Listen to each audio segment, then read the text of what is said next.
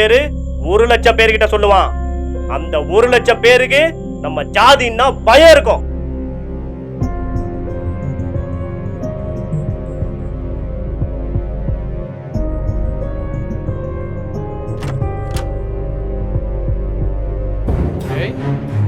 வெற்றி என்னடா மூஞ்செல்லாம் ஒரே காயமா இருக்கு.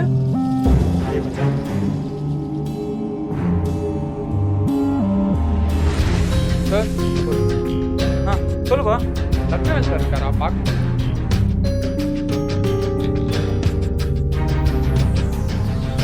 சார்.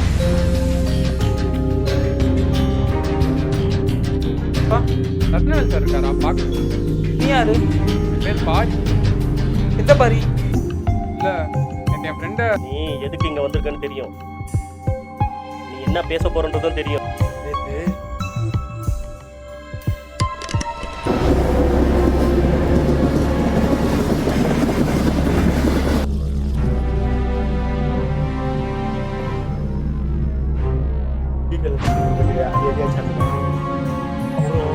பத்தி பார்த்தாங்கடா, நான் உங்களை அச்சுட்டு ஓடி வந்துட்டேன்டா. அப்போ இன்னைக்கு என்ன நான் அவர்கிட்ட பேச வந்தேன். இல்லை நேற்று என் ஃப்ரெண்டை நான் நினச்சி மாதி தூக்கிட்டு போயிட்டீங்க. நான் தான் அஞ்சலியை லவ் பண்ணுறேன். புரியல. நானும் அஞ்சலியும் தான் இன்னைக்கு பேசுகிறேன். எப்போதான் நீ வந்து எங்கள் அப்பா கிட்ட பேச போகிற? இன்டர்வியூக்கு தானே போகிறேன். 100% நான் கண்டிப்பாக செலக்ட் ஆகிட்டு வந்து உங்கள் அப்பா கிட்ட பேசுறது தான் முதல் வேலையே. சரியா? அது வரைக்கும் அந்த பிரச்சனையும் பண்ணாமல் இருக்கு. அதுக்குள்ளே எதனா பிரச்சனை ஆயிடுச்சுன்னா நான் பார்த்துக்கம்மா எல்லாம். நீ நினச்சி உன் ஃப்ரெண்டை தூக்கின்னு போய் குழியில் பதுக்க பார்த்தோம். நடந்தது நடந்து போச்சு. என் பொண்ணை விட்டுட்டு இந்த ஊரை விட்டுட்டு அனுப்பி போயிட்டு. சார் ஒரு நிமிஷம் நான் சொல்கிறத சொல்லிடுறேன். உங்கள் பொண்ணு அஞ்சலி எனக்கு ரொம்ப பிடிக்கும் சார். நீங்கள் இப்போ அவளை எவ்வளோ பத்திரமா பார்த்துக்கிறீங்களோ அதை விட நல்லா பார்த்துப்பேன்னு எனக்கு நம்பிக்கை இருக்குது. நேற்று கூட ஒரு இன்டர்வியூ போயிட்டோம், செலக்ட் ஆகிட்டேன்.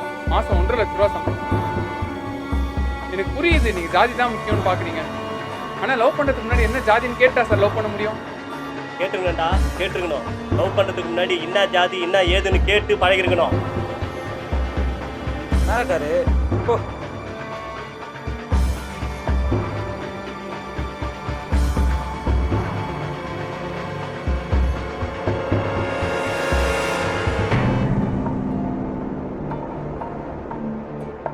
சொல்றா.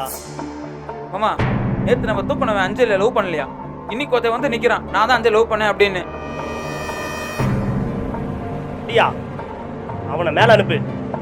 இங்கேயே அத்து போடுற அவனை.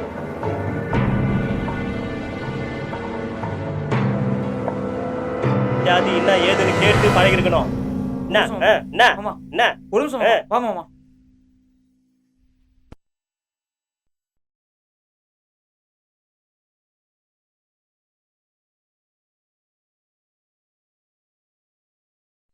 ஹலோ ஹலோ அஞ்சலி, பாரி அங்கே வந்தானா?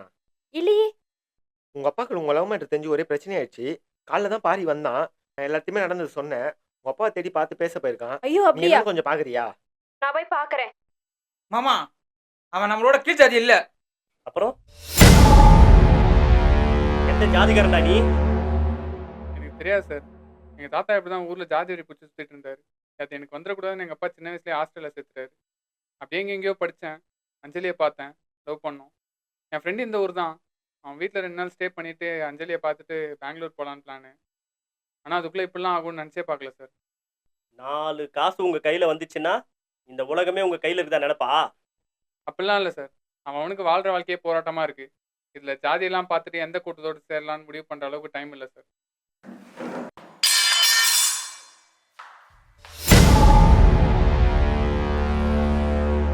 சார் என்ன சார் இது? கத்திய குத்துறா. ஏய், பேசுறான் சார் கீழே. கத்திய குத்துறா. சொன்னா கேளுடா டேய். நான் போய் ஒரு நாயை ஒரு இடத்துல வச்சு அறுத்து போட்டா அந்த இடத்துக்கு வேற எந்த நாயும் வராது.